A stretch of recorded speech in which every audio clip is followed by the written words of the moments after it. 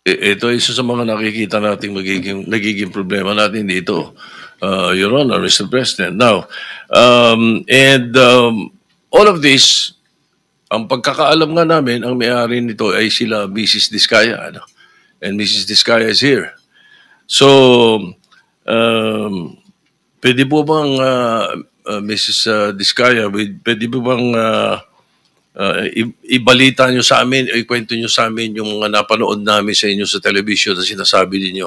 Kailan po kayo unang nagkaroon ay kumita ng bilyon sa construction industry? Anong taon po yun? Good morning po. Billion po. Opo. Kwento nung, narinig po namin sa television, sinasabi nyo sa interview nyo dahil tinanong kayo kung anong naging gateway para gumanda ang buhay nyo. Sabi nyo kayo hindi naman nakakaangat ng araw. At tapos sabi ninyo ay noong DPWH na kami. Yun po yung sagot ninyo So, at tinanong kung magkano at sabi nyo bilyon. Kailan po itong unang bilyon na kumita kayo sa DPWH? For the knowledge of everyone, so St. Gerard, Alpha and Omega, we have been in the construction business for 23 years. So I would presume that in the 23 years, pwede naman siguro kami po kumita. Yung billion, when I said DPWH, because prior to that, we were in local government. So ang hirap makasingil sa local government. They spliced the video that was taken of me and just mentioned the DPWH. So, contractor na po kami for 23 years. So you're saying that the television station and the persons interviewing you edited your answers? I think so, sir. Kasi I did mention that I was doing local government as well as private po. If I may, with the permission of the chairman, Senator President Pro Tem. Ma'am Sara, ano ba naging trabaho niyo bago kayo pumasok sa mga kontrata sa gobyerno?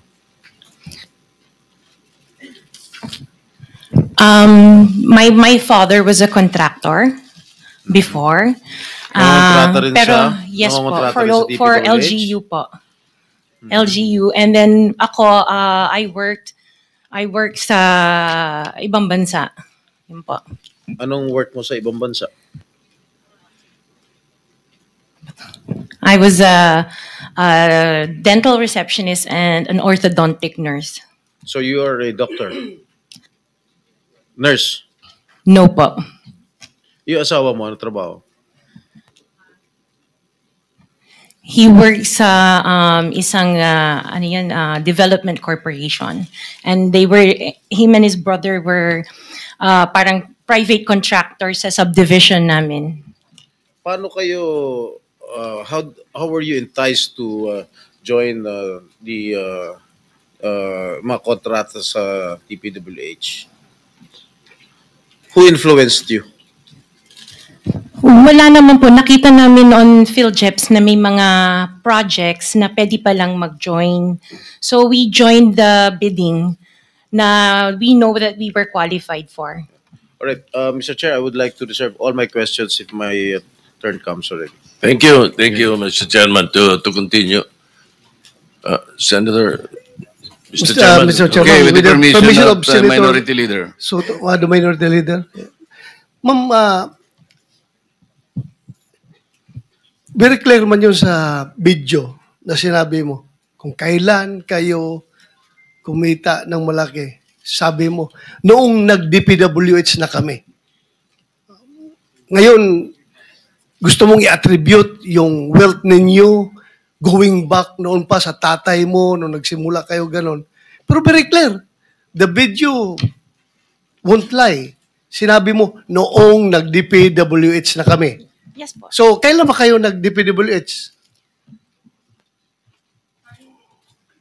Parang sometime in 2012, nag-start kami with DPWH. Can you be definite with your answer? Parang 2012? Oh, please, because you're under oath, please. Yes po. Make sure of your answers. Sometime in 2012, we started with DPWH. We started with joining biddings. Pero prior to that, we were with local government. Yung mga flood control projects, kailan kayo nag-engage ng flood control projects sa DPWH? Siguro mga 2016 onwards. Please make sure of your answer. Yes po, 2016 onwards po. 2016 onwards? Yes po. 2016 onwards. May follow-up Yes, ka sir. ba? Okay. Go ahead, sir. Go ahead. All right. Kasi based on your... Una sa lahat, would like to clear the reason that we're asking you this, and centering on you at the start. Ganon din ang gagawin namin takbo doon sa ibang mga kontratista rito na naibitin natin na nasa top 15 ng presidente. Nasa top 15 ng presidente, may mga flood control projects, merong guni-guni, merong ghost, merong nagawa, may nagawang palpak, okay, may nagawang tama. Ngayon,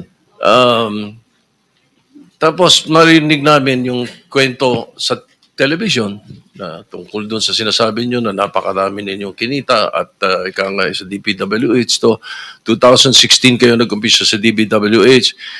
Pero yung mga pinakitang mga sasakyan ninyo ay 2022, 2025, 2024. So, lately, yung matindi, hindi po ba, na mga income ninyo? Mga anong taon kaya sa tingin ninyo? What year would you say that you were able to engage or be able to get projects from the DPWH for flood control projects? What year? Yun nga po, nag-start kami makakuha ng pailan-ilan, pero 2016 po onwards po. Yes. 2016 onwards. In 2017, how much did you pay the BIR on your income tax? Sorry, I don't have the data on me right now kasi I have an accountant that handles that po. Pero I can get it for you. Yes, please. May we request that Yes po. we find out how much your income taxes were paid from that time, 2016 to the present. No? Okay po. All right. Now, Mr. Chairman, in 2015, St. Gerard, which you own also, no, Mrs. Discaya, was suspended by the DPWH. In 2020, they were blacklisted by the DPWH. However, St. Gerard's pickup license was renewed and is valid from July 1, 2023 to January 28, 2026.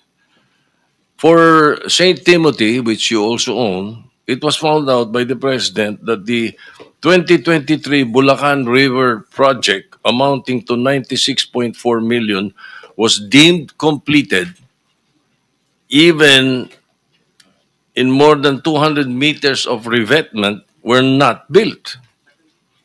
St. Timothy's pickup license was also renewed 2025 to 2027.